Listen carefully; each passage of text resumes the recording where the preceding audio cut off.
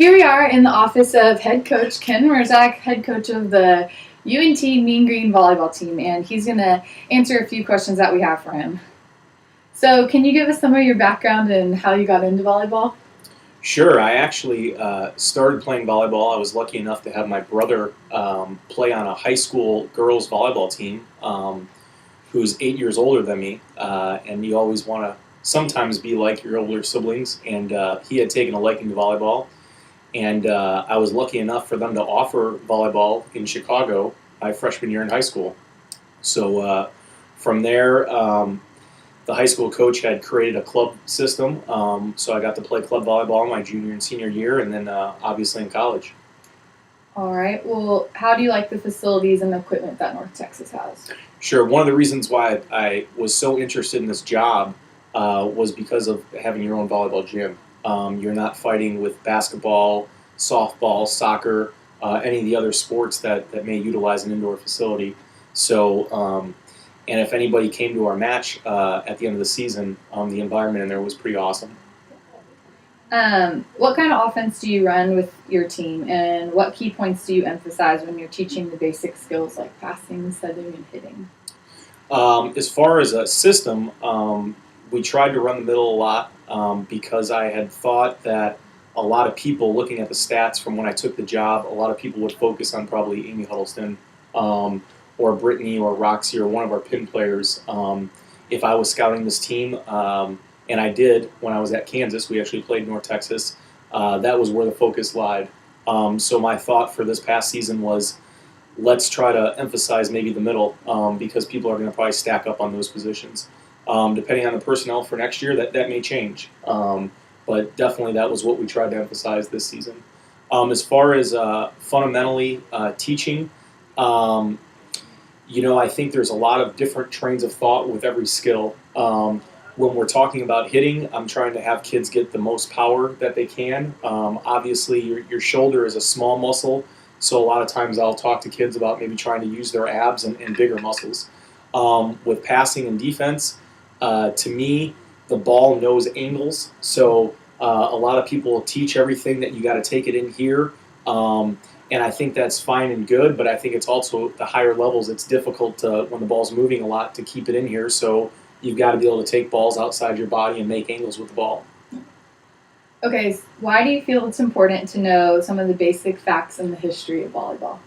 Yeah, I think it's critical that you spend this much time doing a sport and energy. Hopefully you're passionate about it. That's why you're playing it still in the college level.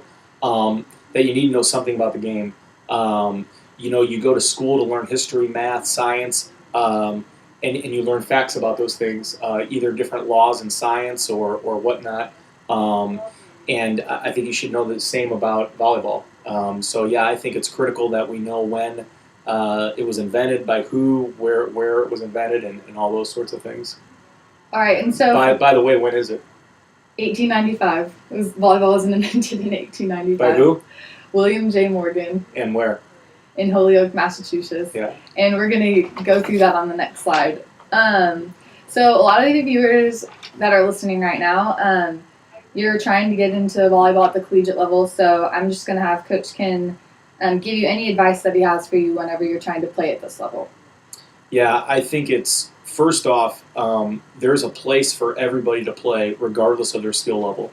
So if you're passionate about volleyball, you can play junior college, you can play NAI, you can play Division III, Division II, Division I, and every junior college system offers Division I, Division II, Division III, which means that the scholarship allotment's a little bit different. So for Division III junior college, they don't offer any scholarships. For Division II, you can get a tuition waiver and books. You won't get your room and board paid for. Division I junior college, you get everything paid for, just like a Division I school would. So I think if you want to play the sport, there's a place for you, regardless of your skill level. Because a Division III coach, a lot of times, if they're not real successful, they're just looking for people to play. The other thing to add to that is, even if they're not on a quote-unquote college team that's sponsored by the university, almost every single university in this country offers club volleyball. So again, there's an opportunity for kids to play. And I don't think Division I volleyball is everybody's cut out for it. A lot of people think that, yeah, I want to play Division I because I see Texas on TV or A&M or North Texas or Baylor and all these schools. But I think a lot of kids get disillusioned on what kind of time commitment and work ethic it takes to play at this level. Right. Okay, and then our last question is going to be for you guys that are making tapes. So do you have anything specific you like to see on a recruiting tape or something that you look for whenever they're sending stuff in?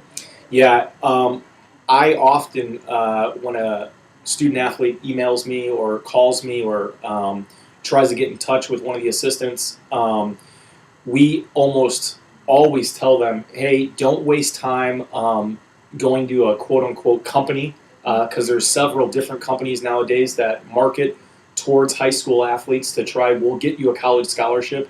I think it's a waste of time and money, personally. I always tell kids to get in a gym with their high school coach, their club coach, a parent, a friend, somebody that they have access to a gym, and pass maybe 10 balls, set 10 balls, serve the zones, and then hit some balls, block some balls, nothing more than 2 to 3 minutes, and put it on YouTube and send me the link. And that's a free way that anybody can get recruited. All right. And I guess while we still have them here talking about recruiting, can you just let the girls know how important it is that they stay in contact with you? It's not that you want to hear from their parents or that you can't lose contact with them. They need to make contact with the head coaches to let them know that they're interested. Yeah, and I'll give you an example. We just made an offer, extended an offer to a young lady, and when we met with the parents, I had explained to the mom that if she continues to email me and not the daughter, that we would not pursue recruiting her anymore. The relationship needs to be between the daughter and the coaches. Not the mom is not coming to play for me. It'd be great. Maybe she's good. Maybe she's got a lot of experience, but she's not the one we're recruiting. The second side of that is I want the kids to be excited about North Texas. For example, Madison hosted a lot of the incoming recruits that we have for next year because she's an unbelievable salesperson and is passionate about North Texas. And that's what we need out of the kids that want to come here. If I'm trying to convince a kid why they want to come to North Texas, I shouldn't be recruiting them. Right. Sure, initially I've got to get them excited about it, but if they're doing no correspondence back to me, I take that they're not interested, so I'm going to move on to another kid because there's enough kids in Texas that are good enough to play at this level. Right.